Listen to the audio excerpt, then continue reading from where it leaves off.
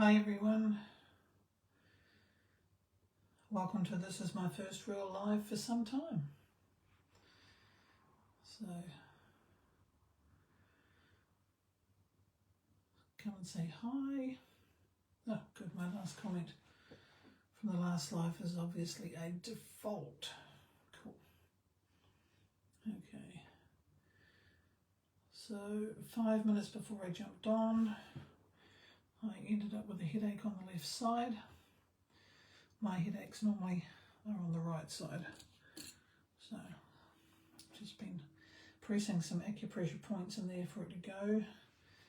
And I've realised that I'm probably picking up on somebody about to end up on the live. So always an interesting moment knowing that the whole video ends up on Facebook. So the beginning is basically me talking to myself. Yeah, there we go. Okay, what's happening there? No, don't know. I don't need to edit that, not right now. Yeah. What can I say? It's been another interesting day. It's been another interesting week. It seems that when I deal with one individual with narcissistic tendencies or another psychopath, I then end up with another one I've got to deal with. So yeah, bit of a strange journey for the last 12 months of picking up verbal cues quicker, and very thankful that I breathe through things very quickly now so that it doesn't roll into being triggered. I just go to work and work it out. I keep asking what is the next one going to look like? What is this one preparing me for? Common element at the moment, Class A drugs, not helpful. The thing that amazes me is that people often assume that the quiet one is stupid. So, yeah, and that's okay. We just sit there and go about our business, and sometimes you just watch people making complete and utter fools of themselves, especially when they don't care about the other person in the room. Yeah, it was an interesting moment. So being a toxic empath is one thing, and being unhealed, still generally being a decent human underneath it all, just carrying a lot of pain is one thing. Going out and deliberately causing harm and not caring about anybody, that's psychopathic. Deliberate,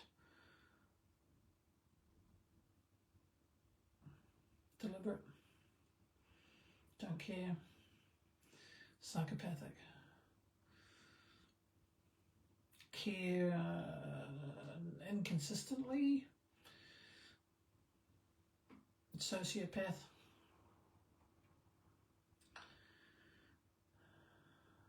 Fumbles around with not so much strategy, narcissistic, unhealed, toxic empath, narcissistic traits. Being able to read these at speed, it's all going somewhere. Just not sure where. It's just trusting what you see in the moment, not running away from it. Listening to yourself on another level.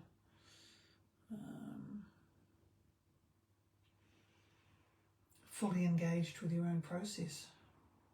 You don't do all this work for nothing. Giving yourself time, not judging your process, living in alignment with your own core values, building resilience. And the second layer to that is not needing anybody else to understand the level at which you have to deal with knowing what you know, because you're open to seeing it and dealing with not being able to talk about it with other people. Yeah, so come and say hi. I know it takes a while sometimes for people to get notified. Write something in the comments. I'm on a new device, so I'm interested to see how this works. Write something in the comment section and we'll go from there.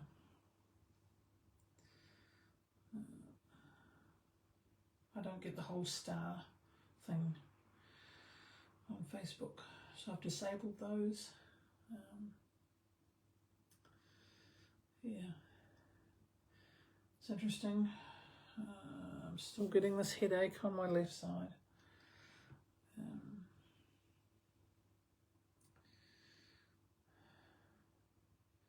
I have taken something to let that relax, being this time of the day.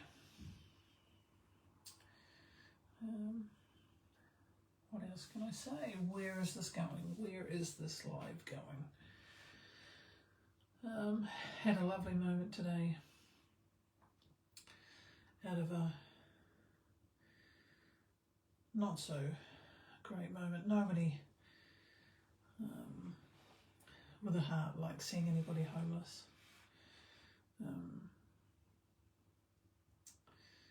So I walked into a supermarket today and there was somebody, and I'm not in my usual town, and this town I'm in has suffered lots, so there is a lot more empathy in this area.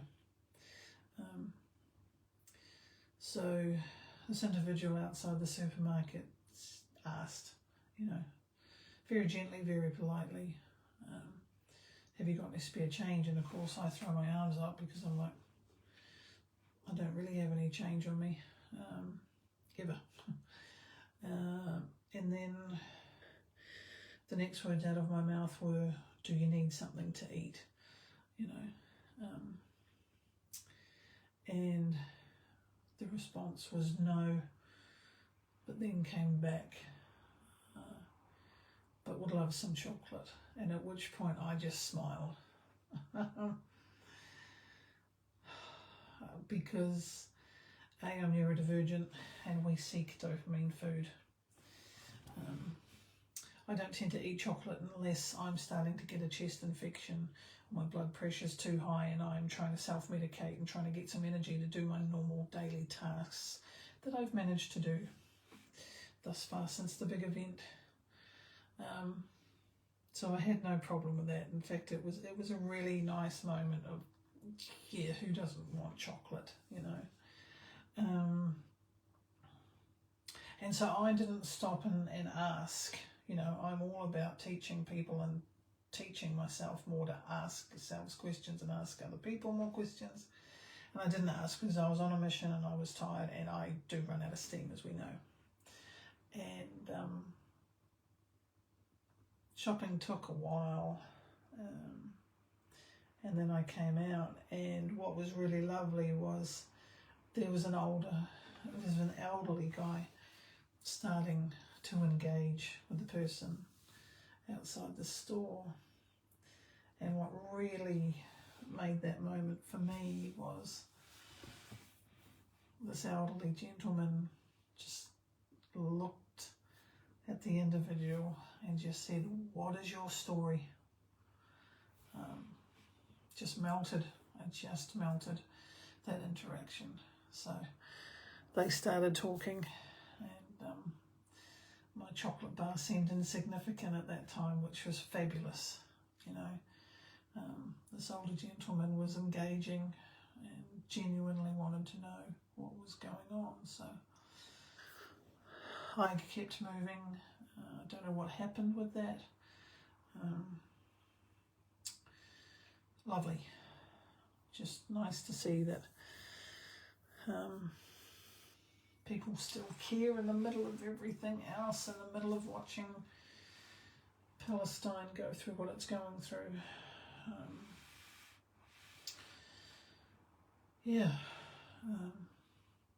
And other groups of people, and it just makes you, give you a reason to carry on when things, not that I'm saying I'm wanting to tune out and escape to that level. I'm just saying it's not an easy time to be an empath on the planet at all.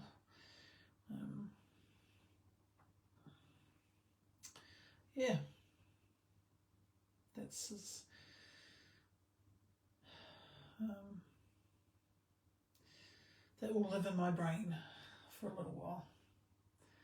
So I hope they keep talking. We forget how much we all want to just be heard and listened to and taken seriously. And I think it's pretty brave to describe what you're going through as somebody living with chronic illness and disability, and pulling it together all the time. Not everybody is in a position that they can do that, you know. Yeah, quite humbling. So, good on both of them for speaking up and speaking their truths and being brave enough to voice it. Yeah. So, that was part of the day. Another part of my day, I was listening to a new individual in my life talk about, and again, elderly individual, and their daughter being 60 years old and having dementia. So you're in a rest home and you are dealing with your own aging body and mind, and then you have to think about your daughter at 60 years old with dementia, and I just don't know how one processes that at that age either. So, yeah, just how do you process that? How much of that do you actually take on board? You know, is it pieces? Is it parts? Is it slithers? Does it still feel surreal? Do you actually comprehend all that at the time? Yeah. Okay, so the headache's shifting, so that could be the half a tablet I had, or that might be what somebody needed to hear on this today. Is just, there's always a different angle.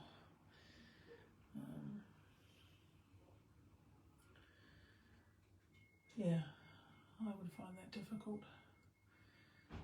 Yeah, that hit me quite hard. So that was another aspect of the day. Just trying to think what else happened today. The flow this morning was incredible. I think it was because I was so tired, actually. I wasn't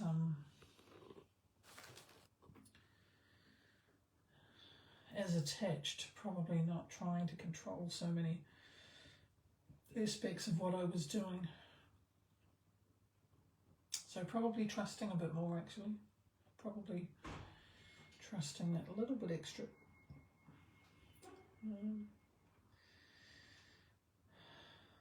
Yeah, but it was nice all the same. Like, I registered it, was grateful for it. Especially when I think my blood pressure is a little bit too high. We need to adjust my blood pressure pills, because I'm kind of feeling more often at the moment like I'm hitting a wall. So, and that wasn't the case when we moved into the new building and had stairs. I was enjoying the rehab for my leg and my knee, of being able to climb stairs and get that cardio going, but something's not quite right. Yeah. So, else has happened this week? Asking for what I need.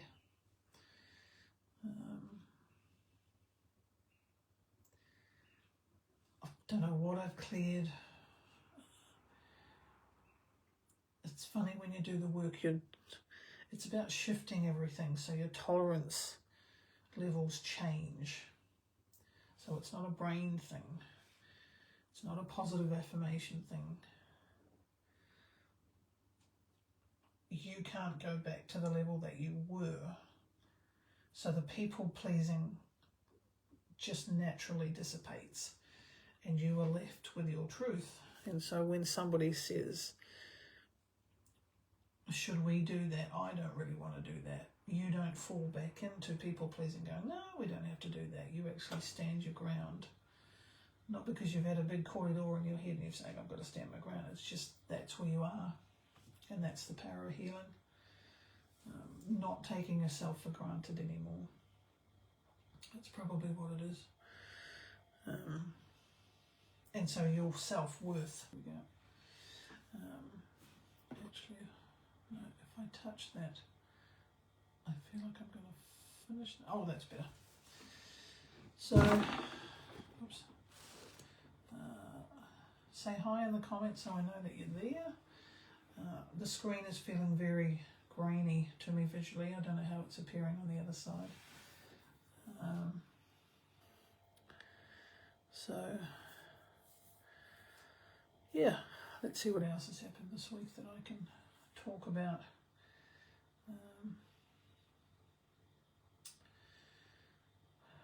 Headache's still a tiny bit there. What else has happened?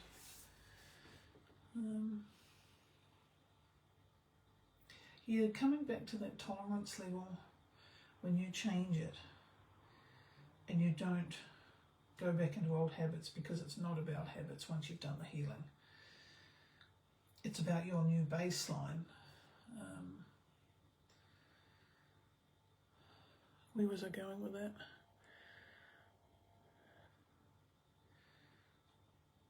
And you're not carrying what you were. You're not the same person. So your expectations of your life change. And I'm not saying that your expectations get out of whack. Not at all. Sometimes it changes the drive. It increases the drive of what you go and do, because you actually want to give that experience to yourself instead of putting it off, instead of resisting it. So that is also the power of healing. You stop being afraid, and you don't think about this, it's innate. You stop being afraid of your success and being alone because you've got your own back. So that's a little mini cycle. You know that you're not going to shout at yourself if you get something wrong going forward. You're not going to criticize yourself. You're going to have your own back. And if you fall over, you're only going to go back to a baseline. You're not going to fall all the way back. Yeah. So,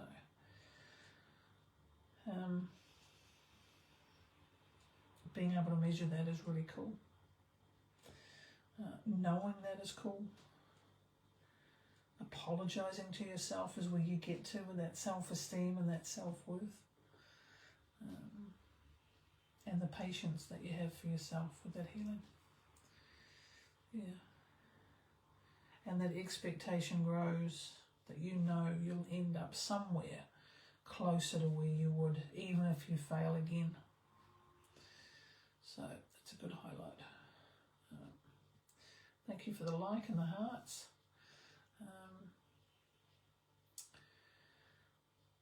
Yeah, so more pills this week, third chest infection consecutively, that's been a bit rough. But working with a new doctor now, so that's been good. So that's a good question. How does my intuition play into that? Well, being autistic, I've learned, write notes before you go and see your doctor so that you don't confuse them, because you're empathically picking up on them when you walk into their space. So take the stress out, do that. So that takes me to what has changed with my intuition outside of narcissists and psychopaths. Okay, being free comes to mind. Not scared to communicate. Because when you've done the healing, you get better at keeping, there we go, oh, that's gone right up the back of my neck. You get better at keeping yourself safe automatically. Self-sabotage disappears. I'm not saying all at once, it won't happen overnight, but it will happen. And being gentle with yourself, yeah.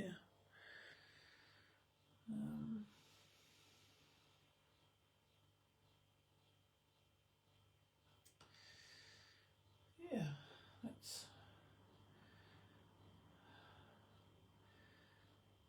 I can't seem to go back into the week, that's interesting. So I'm just looking at my table for what I've got on here.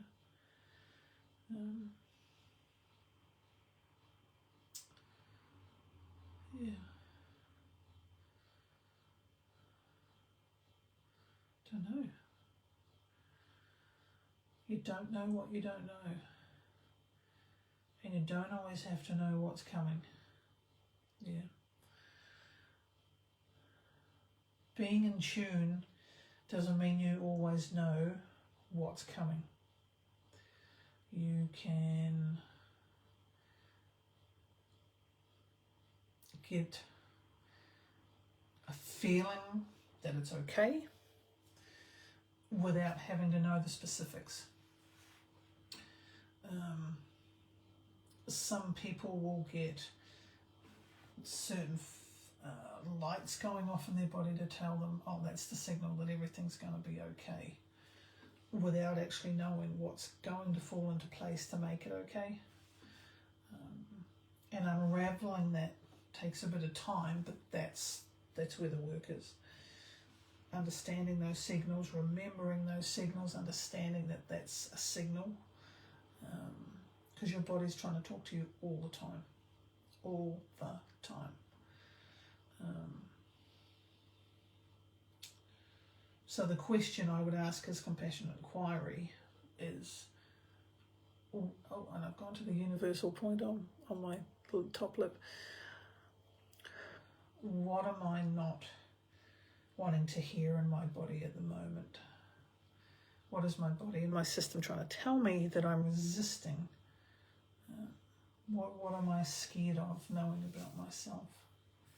And sometimes that can be about a good thing about yourself, because again, when we succeed, a lot of us have a fear of being alone when we're on point, when we're on task, because a lot of us also know that when we start tweaking and healing, we're going to change. The people around us going to accept us. A lot of the time, no, they're not. And so you learn to prepare for people moving away from you. And that's a form of self-love. Not forgetting who you are and remembering who you are. And you'll either get a greater pull to become more of who you are, or the fear will set in and you'll go backwards. That doesn't mean you'll go backwards forever. Again, it's just choice. What are you choosing in each and every moment? Are you choosing to be okay for you? Caring for others isn't saying the opposite to that. It's just, do you come home to yourself once you've finished caring for other people? Do you want to be the same person the next time you go and care for that individual? Or do you want to come home to yourself so that you keep you on track? And then you've got to detach from who you are now to who that person expects you to be, and learning to live with that little bit of friction in there and detaching. Yeah. So I've still got a little bit of headache in there, so there's something I've got to get out. I'm just not sure what that is yet. Yeah. So, it's just an awkward time to be on the planet. At the same time, it's amazing.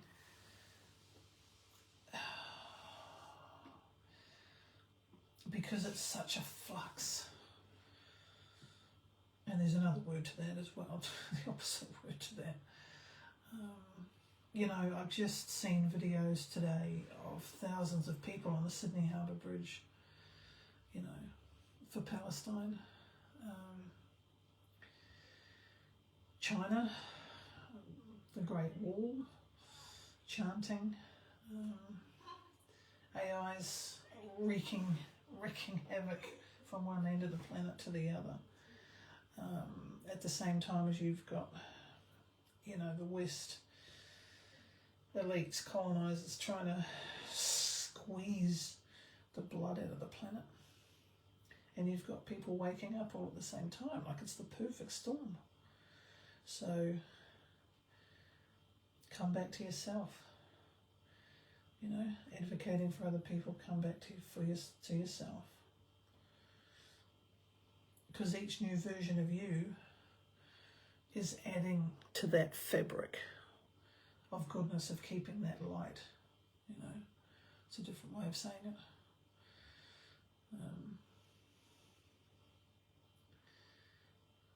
Yeah.